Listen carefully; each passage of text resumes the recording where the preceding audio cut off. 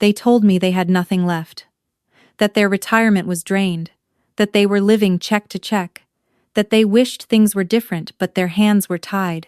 3 years ago, my parents sat across from me at their kitchen table, my husband's oncology bill spread out between us like a crime scene, and they looked me in the eye and told me they simply could not help. He died 11 weeks later. Last month, I found a folder hidden inside a birthday card my mother accidentally sent to my address instead of my brother's, and what was inside it made my hands go completely numb. I want to be careful about how I tell this story, because I've told it to myself so many times in the dark that I've had to keep checking which parts were real and which parts my grief had twisted into something else. So I'm going to go slow. I'm going to start at the beginning, because the beginning matters. My husband's name was Marcus. He was 31 years old when he was diagnosed with stage 3 non-Hodgkin's lymphoma, and he was 32 when he died. We had been married 4 years. We had a dog named Copper, a 2-bedroom apartment with a leak in the bathroom ceiling we kept meaning to fix, and a savings account that looked fine on paper right up until the moment it didn't. I was 28.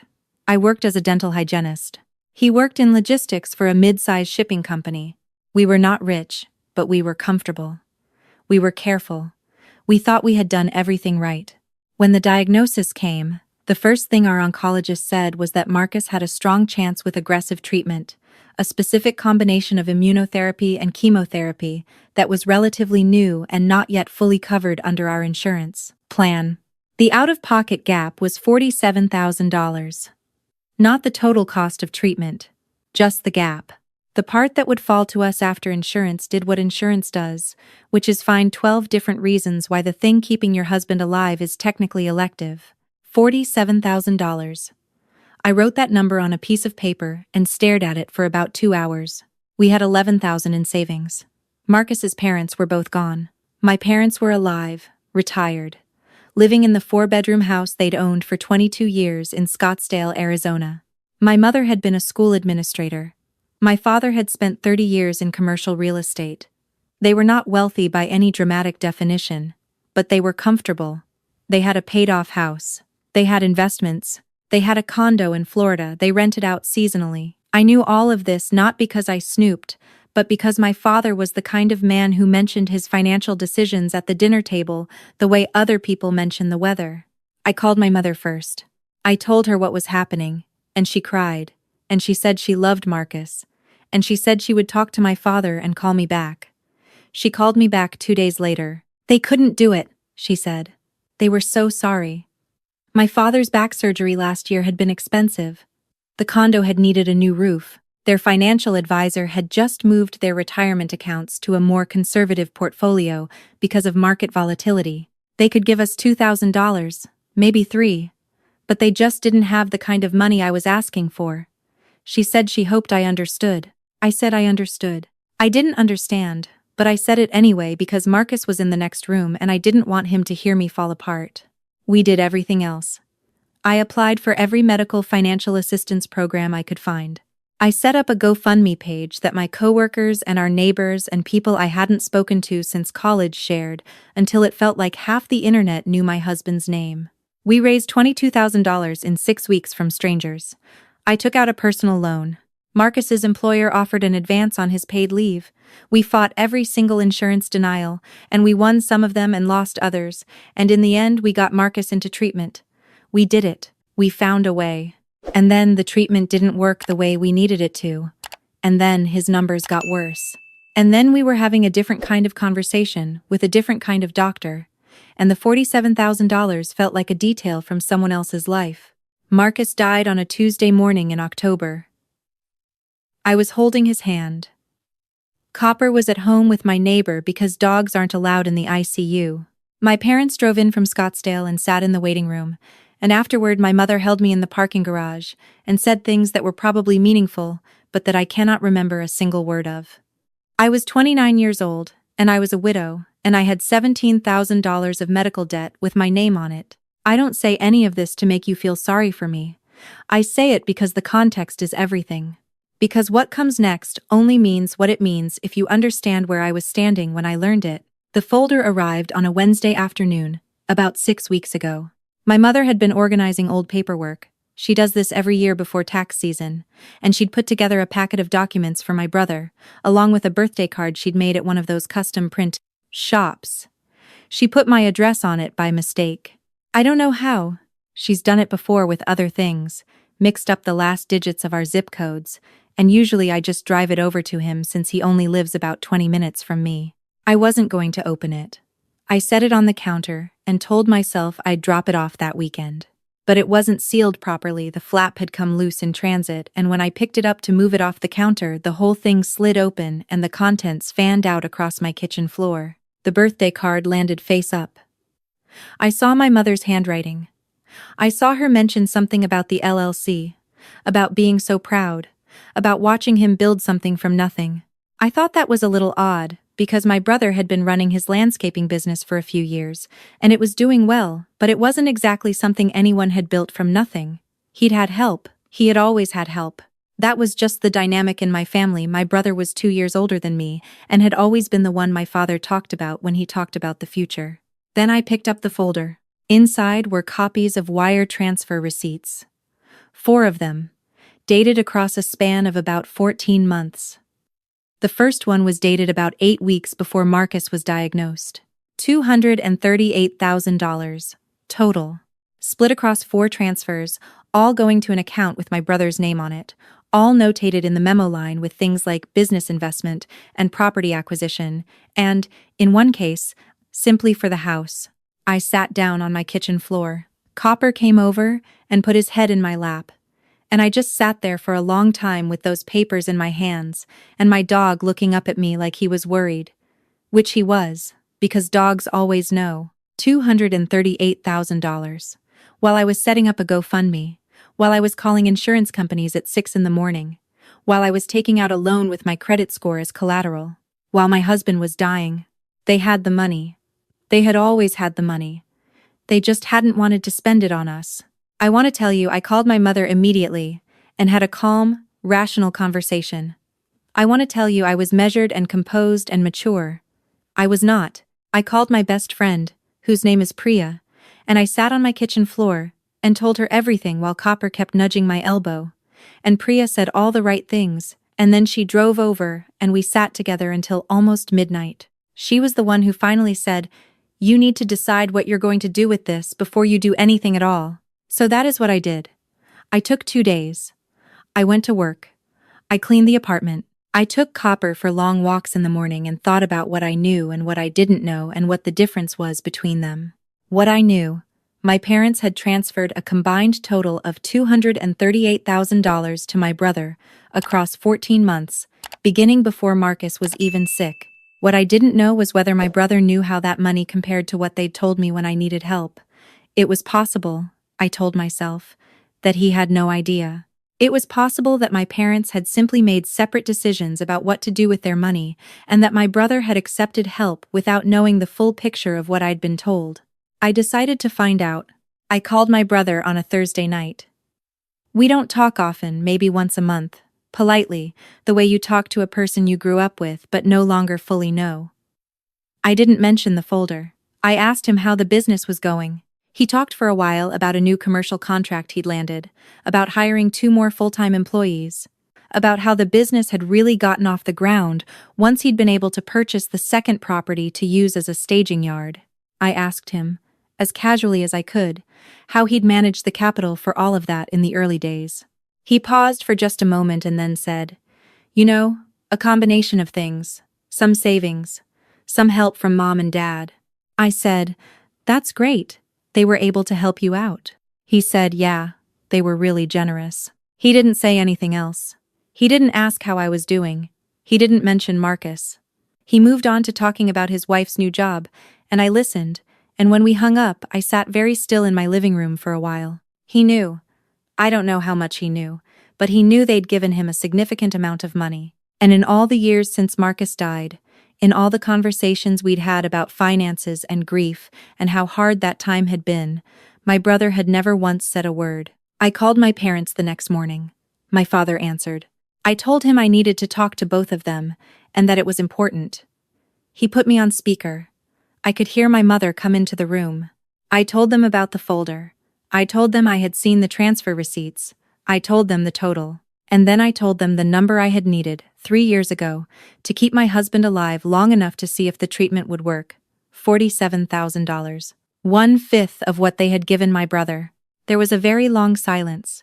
My mother started crying first. She said she was sorry, that she hadn't thought of it that way, that the money for my brother had been an investment in his business, and it was different from just giving someone cash for medical bills. My father said that they had been trying to help my brother establish something stable, that it wasn't a comparison that was fair to make. I said the only thing I had prepared to say, because I had practiced it, and if I didn't say it exactly the way I'd practiced it, I would lose my composure entirely. I said, "Marcus is gone. Nothing changes that. I'm not calling to ask for anything. I'm calling because you looked me in the eye and told me you had nothing, and that was not true, and I needed you to know that I know." Then I hung up. I didn't speak to them for 5 weeks. My brother called once. I let it go to voicemail. He left a message saying he hoped I was okay and that he thought there might have been a misunderstanding. I didn't call back. During those 5 weeks, I leaned on the people who had actually shown up. Priya, who had driven over without being asked. My coworker, Diana, who had organized the GoFundMe 3 years ago and cried at Marcus's funeral even though she had only met him twice.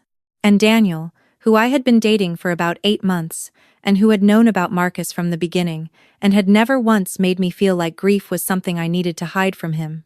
Daniel is the kind of person who notices when you've stopped sleeping and asks about it directly, instead of waiting for you to bring it up. He brought food over during those 5 weeks without making a production of it.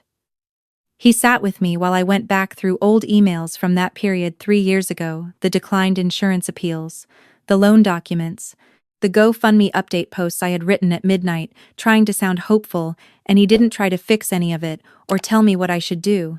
He just sat there. And sometimes that is the most important thing a person can do. I was starting to find some footing again when my mother called me on a Sunday afternoon, and I could tell from the first syllable that something had happened. My brother had been in an accident. Not a car accident, a fall. He had been on a job site, inspecting a retaining wall on a steep slope, and he had gone down hard on his left side. The initial scans had looked manageable, but over the following 48 hours, it had become clear that he had a serious internal bleed near his liver that was not resolving on its own. He had been transferred to a larger hospital. He needed surgery. And the surgery, the kind of surgery he needed, carried a significant risk of major blood loss, and the surgical team had recommended having a directed donor on standby, someone with a compatible blood type who could donate fresh whole blood before and potentially during the procedure. My blood type is AB negative. It is the rarest type. It is also a universal plasma donor, which means it can be given to anyone.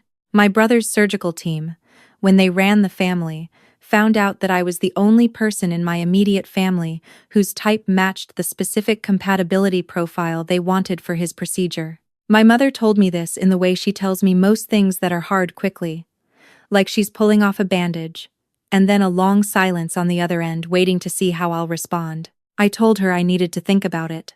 She started to say something and I said, "Mom, I need to think about it," and she stopped. I called Priya. I called Daniel. I sat with Copper in the backyard for a long time while the sun went down. I thought about my brother, who had accepted money knowing, on some level, what it meant. I thought about my parents, who had sat across from me, and constructed a lie from real words they were careful with money. They had had expenses, things were tight, and let me believe that there was simply nothing to be done. I thought about Marcus. I thought about what Marcus would do, and I thought about what I wanted to be, which is different from what I wanted to feel, and those two things were pointing in very different directions. I drove to the hospital the next morning. I don't want to romanticize that decision. I want to be honest about the fact that I sat in the hospital parking garage for 22 minutes before I could make myself go inside. I want to be honest about the fact that I was angry every single moment I was in that building.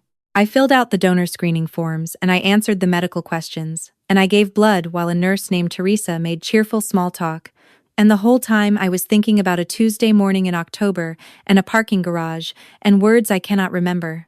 My parents were in the family waiting room when I came out.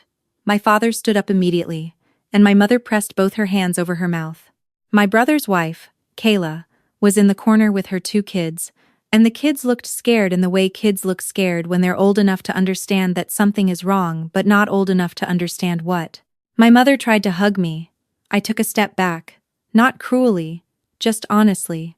I sat down across from them and I said what I had come to say. I said, I'm here because he's my brother and because I am not willing to be the kind of person who lets someone die when they had a choice. I am not here because things are okay between us, or because I forgive what happened, or because I think a blood type makes us family in the way that matters. I am here for me, not for you. My father nodded. He looked older than I had remembered him looking. He said, We know we don't deserve this. I didn't say anything to that. My mother said, We've spent a lot of time thinking about what we did. She said they'd started seeing a therapist, together, specifically to work through what had happened with Marcus and with me. She said my father had stopped sleeping. She said she thought about Marcus every day. I listened to all of it. I didn't perform forgiveness that I didn't feel, because I think that is its own kind of lie, and I had had enough of those. But I listened.